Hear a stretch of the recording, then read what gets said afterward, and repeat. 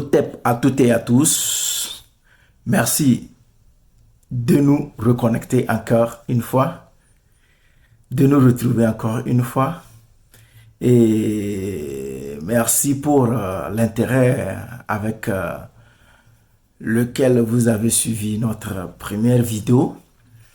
Merci pour les suggestions, les apports et les questions. Nous vous en sommes très très reconnaissants et avec ça, nous allons évoluer. Aujourd'hui, nous allons faire une deuxième vidéo. Excusez-nous pour l'espace de temps, indépendamment de notre volonté, mais nous allons tenir toujours le cap, ça ira.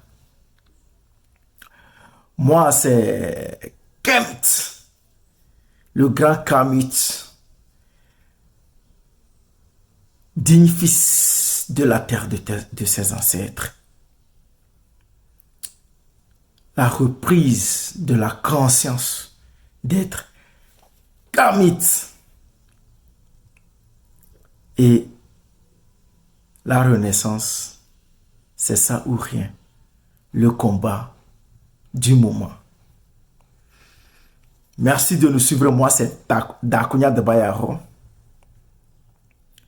Et le thème d'aujourd'hui. Aujourd'hui, nous sommes samedi 8 mars. Notre thème d'aujourd'hui, c'est 8 mars.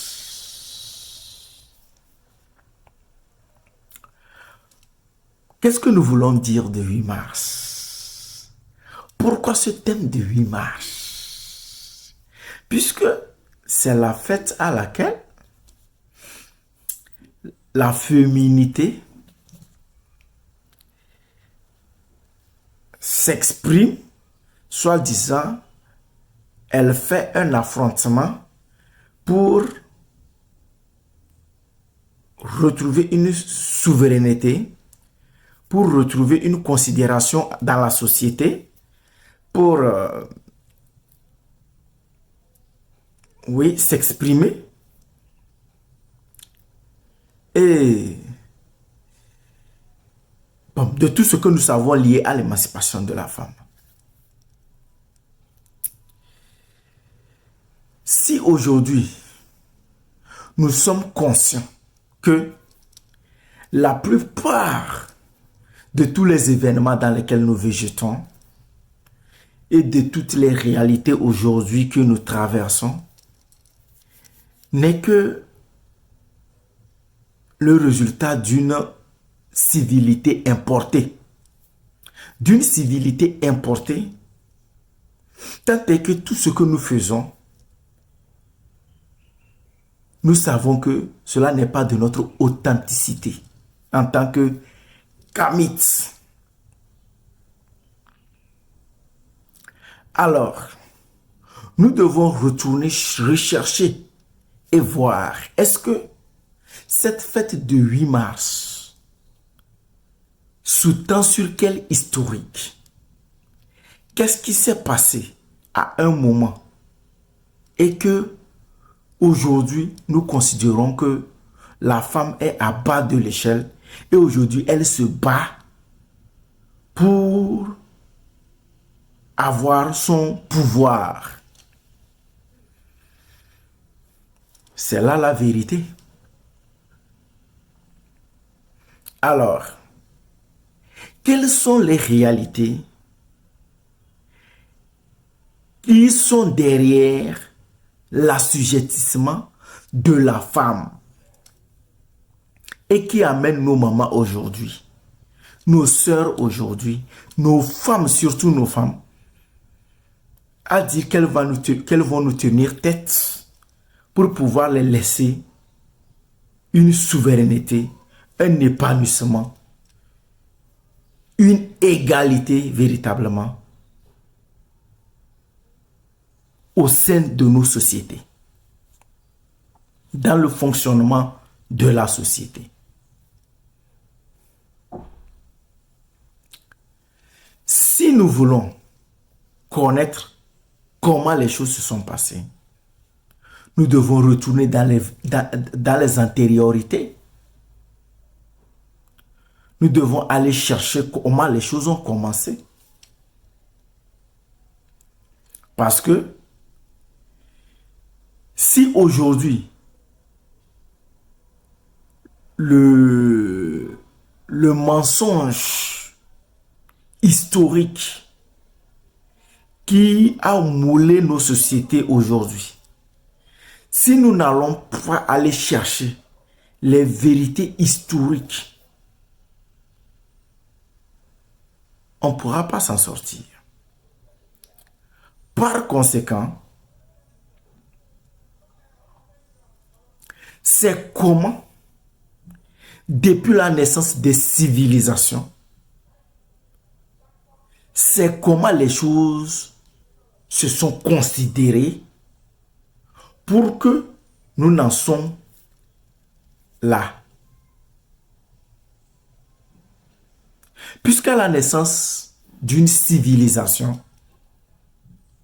ce qui veut dire, c'est un peuple, quand on dit un peuple a une civilisation, c'est que le peuple a eu une observation de la nature de la vie et dans le comportement de la nature de la vie et de eux-mêmes en tant que peuple, dans leur comportement, de leur comment, leur aptitude de percevoir les choses. Ils ont dû construire soit des connaissances, soit des croyances. Oui. Soit des connaissances, soit des croyances qui sous-tendent la base sur laquelle un peuple va cheminer, va se faire une différence, va se faire une identité. Oui, une identité véritable. Alors, si nous savons que chaque peuple a sa civilisation, nous devons aller voir comment est-ce que d'une façon générale aujourd'hui, on va dire, les femmes vont fêter une fête. Est-ce que c'est tous les peuples, dans la civilisation de tous les peuples, qui ont créé, qui ont accepté cet assujettissement de la femme, ou c'est comment? Plus principalement, nous les Kants, nous les Africains, nous devons revoir cette réalité dans notre réalité endogène. Si nous voyons à la naissance de notre civilisation, si nous retournons à notre cosmogonie, mais nous voyons que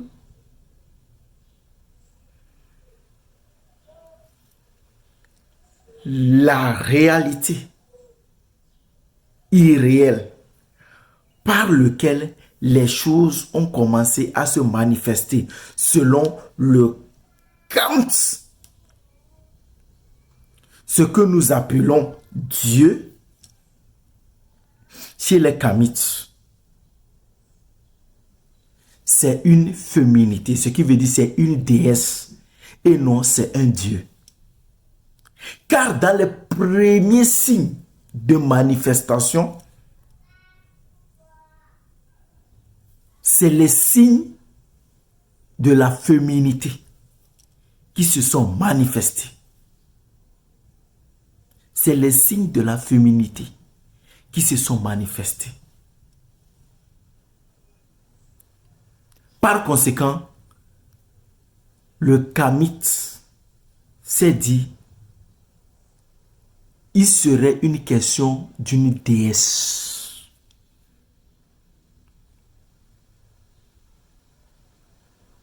Il serait une question de déesse.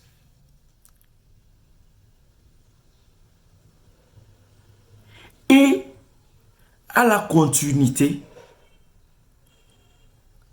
les premières divinités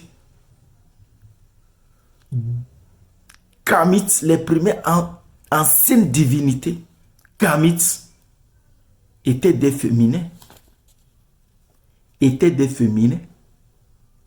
Que nous pouvons citer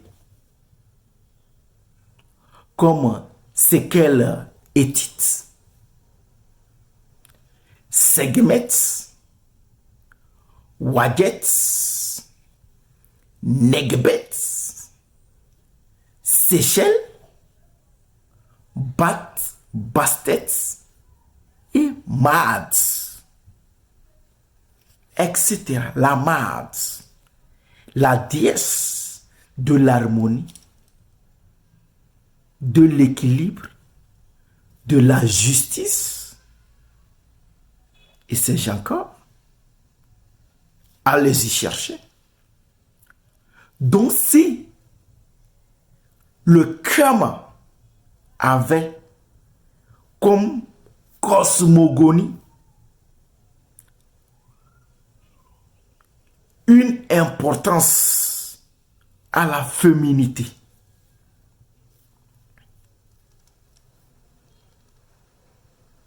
et que lorsque nous regardons même dans le panthéon kamite, nous retrouvons l'équilibre du féminin et du masculin, masculin et le féminin. Par conséquent, nous avons des divinités, couples comme Shu et Tefnut, Geb et Nut, Osiris et Isis, Seth et Nephthys.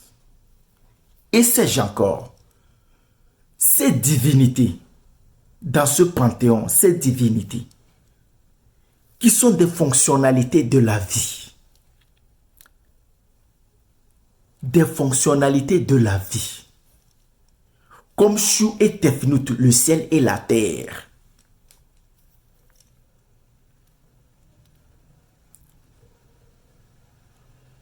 À quel moment nous regardons que dans l'histoire kamite, nous avons une considération élevée pour les deux pôles, féminin et masculin, et plus particulièrement pour le féminin.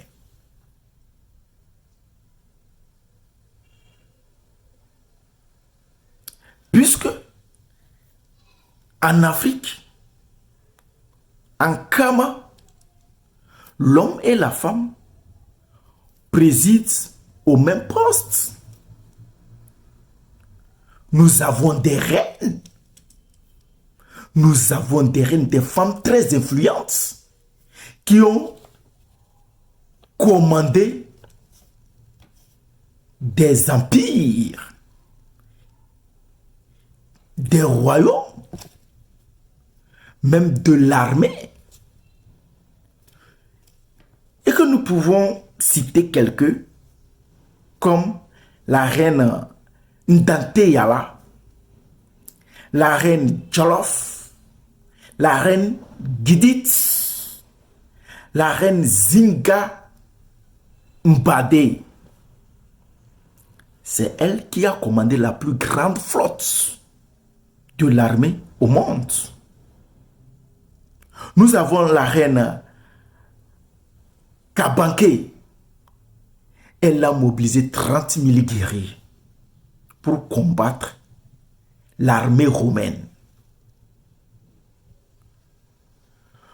Nous avons la reine Assantewa. Nous avons la reine Tizi, etc. Allez-y faire des recherches sur votre histoire en tant qu'Africain. Des reines, des femmes si influentes de l'humanité. Des prêtres, ainsi il y a des prêtresses qui président au culte.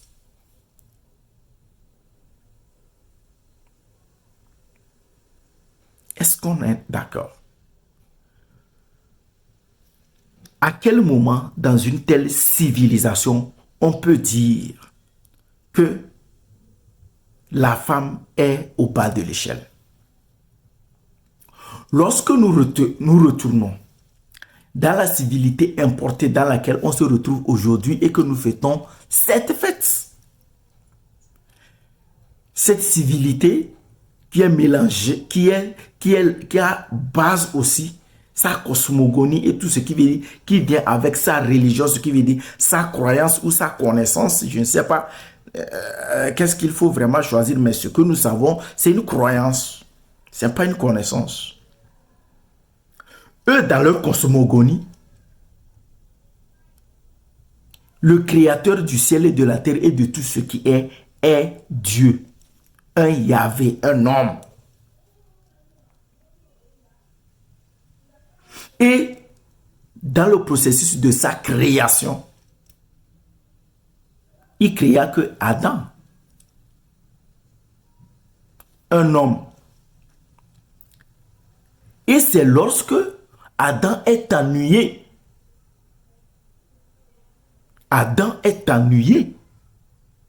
qu'il ait l'idée de trouver un compagnon idéal à Adam, qu'il amena la femme, qu'il créa la femme. Par conséquent, votre Yahvé n'avait même pas l'idée de créer de la femme. Donc la femme ici vient comme un sujet, un objet qui va permettre à Adam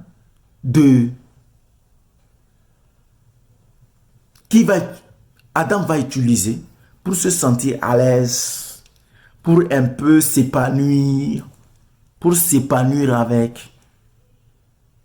L'intérêt, c'est Adam.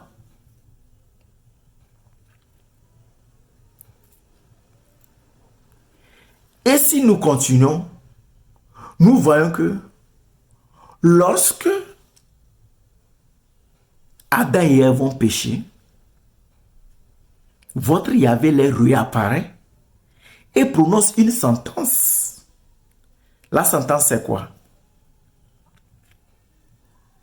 Adam, vous mangerez à la sueur de... Adam, tu mentiras à la sueur de ton front.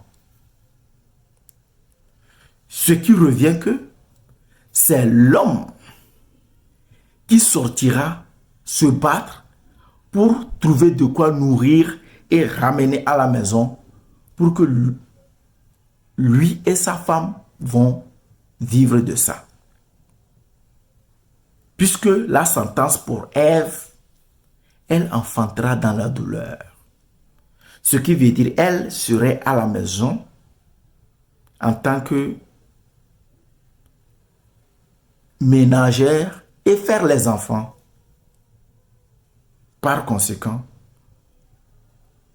c'est l'homme qui est celui qui va sortir, aller défier la nature pour ramener de quoi vivre.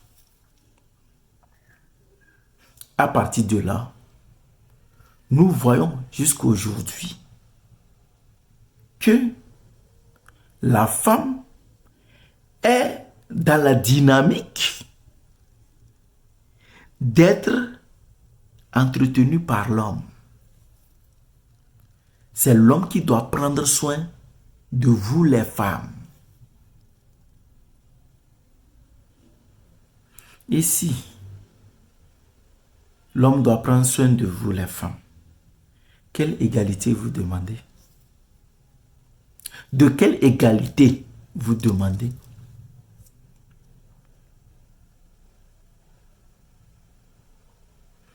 Vous dites égalité. Est-ce que vous reconnaissez la connaissance consciente du mot égalité? Égalité veut dire, toi et moi là, chacun se suffit. Tout le monde a toutes les potentialités, toutes les compétences toutes les aptitudes, pouvant lui permettre de vivre par lui-même, pour lui-même, sans avoir besoin de l'autre. C'est ça l'idée de l'égalité. Et c'est cette égalité qui fait qu'aujourd'hui, les foyers ne tiennent plus. Deux capitaines dans un bateau.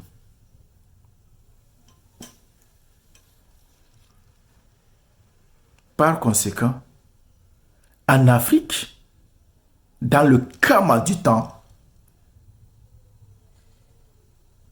ce n'est pas question d'égalité entre l'homme et la femme. C'est une question de complémentarité. Complémentarité entre l'homme et la femme. Parce que l'autre étant conscient qu'il n'a pas la totalité de tout ce qu'il faut pour qu'il puisse vivre heureux. Ce que lui a, l'autre n'a pas. Ce que l'autre a, lui n'a pas. Par conséquent, il faut se mettre ensemble pour en bénéficier du tout.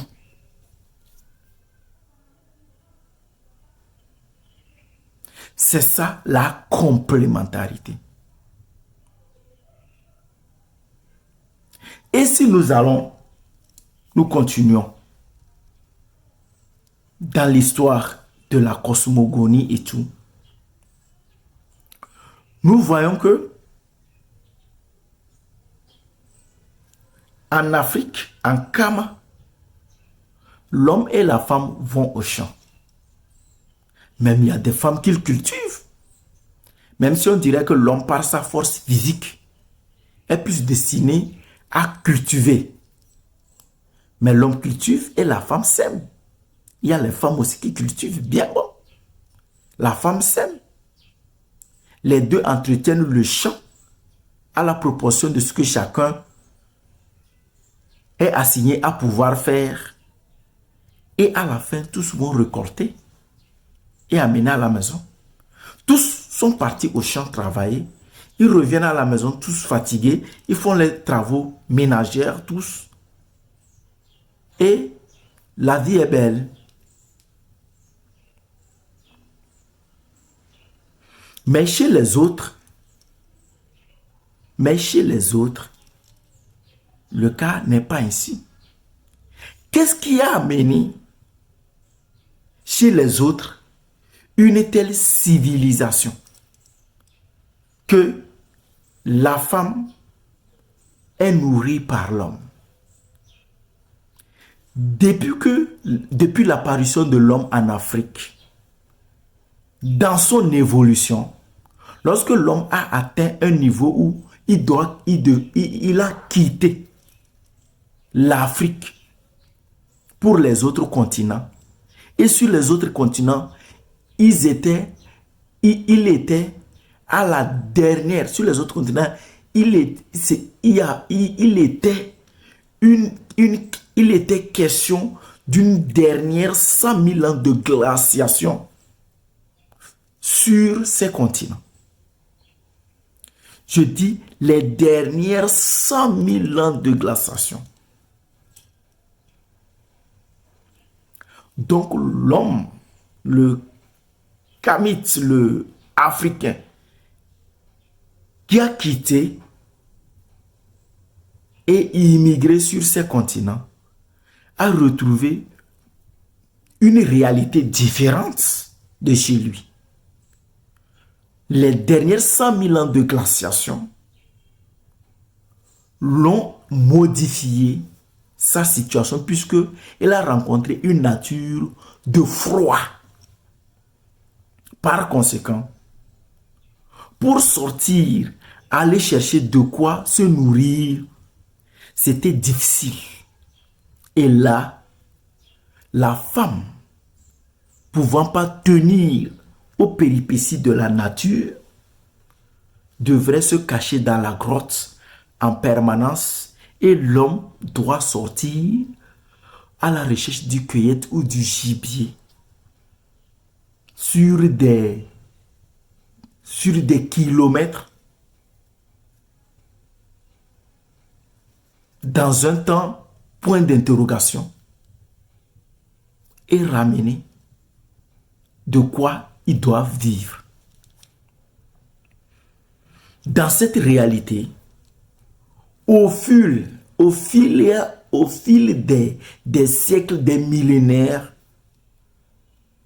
c'est l'homme seul qui sort. Par conséquent,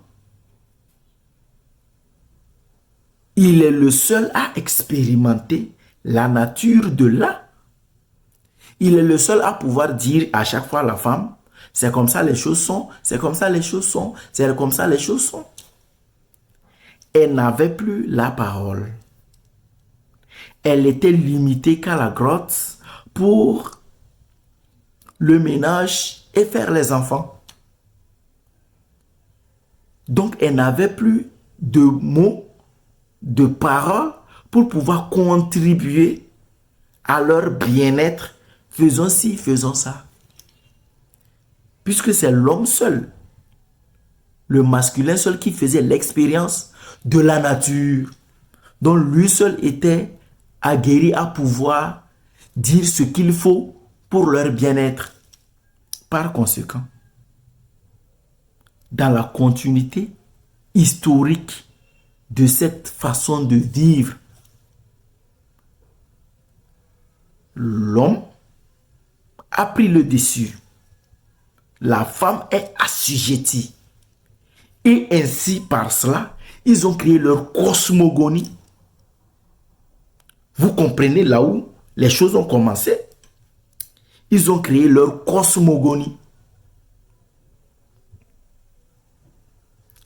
Parce que si nous regardons jusqu'à aujourd'hui, comme nous l'avons décrit, vous fêtez le 8 mars, soi-disant une fête de votre émancipation. Mais les femmes, disons-nous la vérité, le pouvoir ne se donne pas, ça s'arrache. Vous parlez de votre émancipation, mais dans votre comportement, dans votre fonctionnalité, qu'est-ce que vous présentez? Qu'est-ce que vous présentez en tant que capacité, en tant que aptitude, en tant que volonté de puissance qui s'exprime en vous et vous permettent d'arracher votre place dans la société, soit disant oui c'est nous, et que cela même conditionne à l'homme de faire, c'est que de prendre un recul et de laisser la place à la femme, parce que véritablement les hommes voient les femmes, c'est que fonctionner, et c'est de normal de les laisser cette place. Si nous jugeons aujourd'hui dans votre fonctionnalité, quoi? Si nous faisons même le bilan de votre 8 mars, depuis combien d'années que vous fêtez cela, mais nous voyons que de jour en jour, la femme devient encore plus faible dans les sociétés.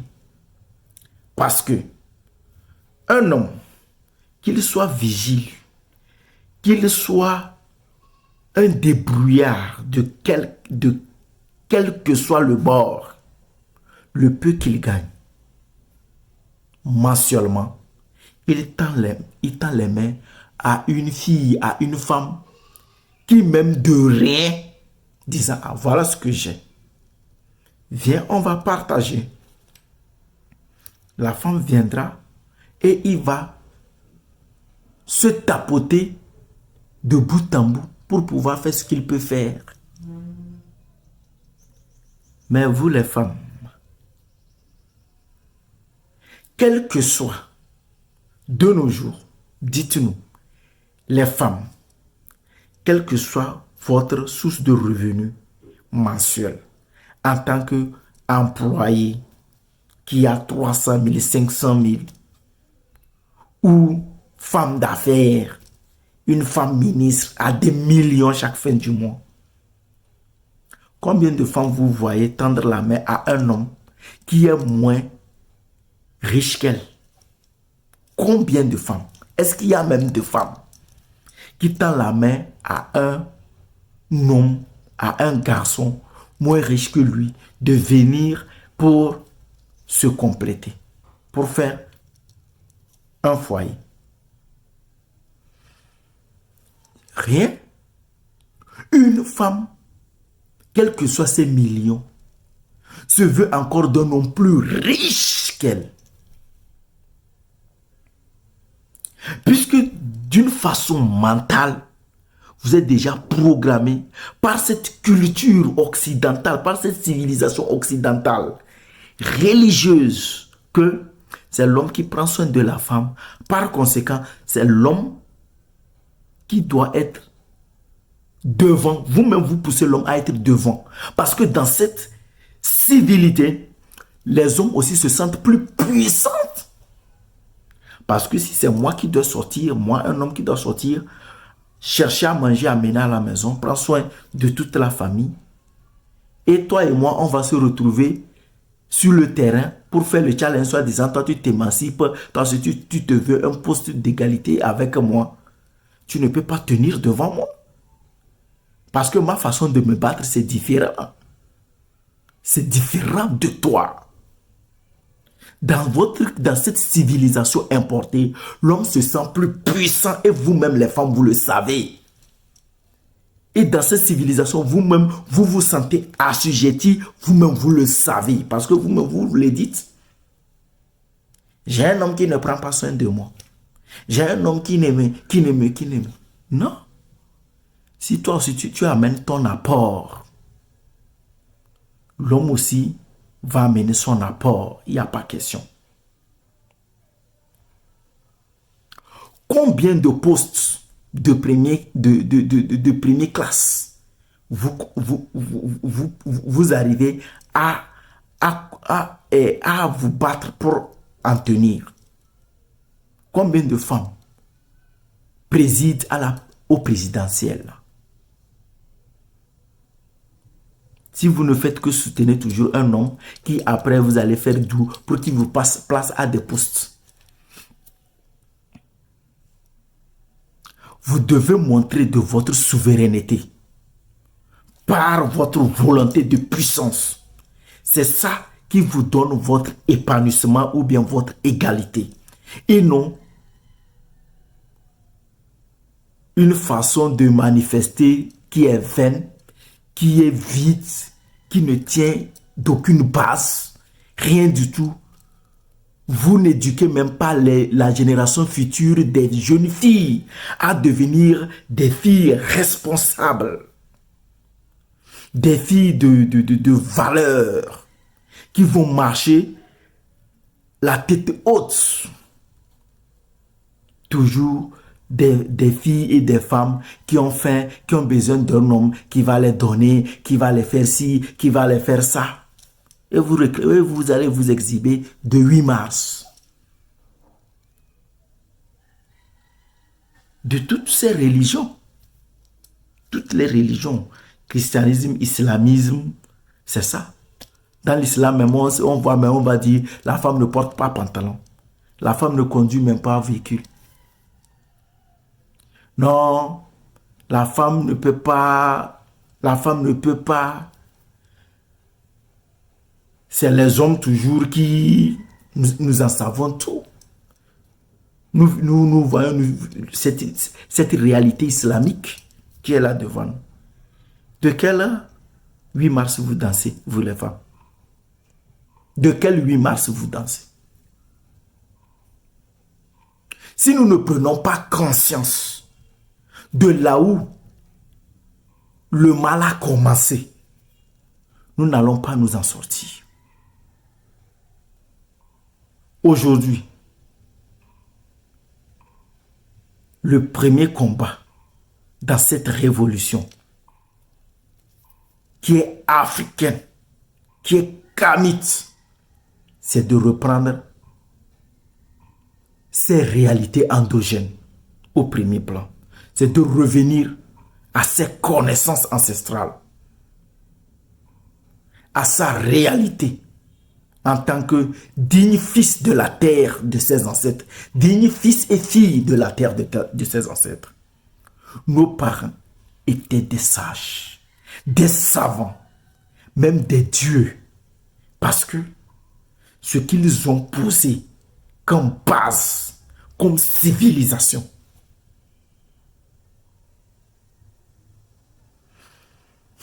je n'ai pas de mots pour qualifier. C'est trop fort. Mais que par l'aliénation, voilà là où nous en sommes partis embrassés et nous sommes toujours embrasés. Et on se plaint de notre sort.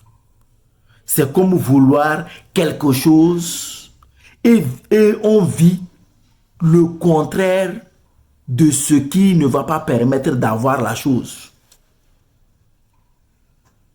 C'est comme vouloir être riche et chaque jour on est paresseux. On ne fait rien pour pouvoir avoir cette richesse. C'est de ça il s'agit. Vouloir quelque chose, mais vivre le contraire de ce qui ne permet pas d'avoir la chose. Voilà la réalité, la vérité que le 8 mars, vous les femmes, vous présentez comme une réalité dans laquelle vous vous cherchez. Nous les Africains, ce n'est pas notre fête. Plus pardon, nous les Kamites, ce n'est pas notre fête. On doit arrêter ça. On doit arrêter ça, ça ne tient pas. Quittons ces religions. Arrêtons le massacre. Même notre éducation à l'école, dans les lieux de formation et de tout. Arrêtons le massacre. Retrouvons la science africaine pour remonter la tête haute.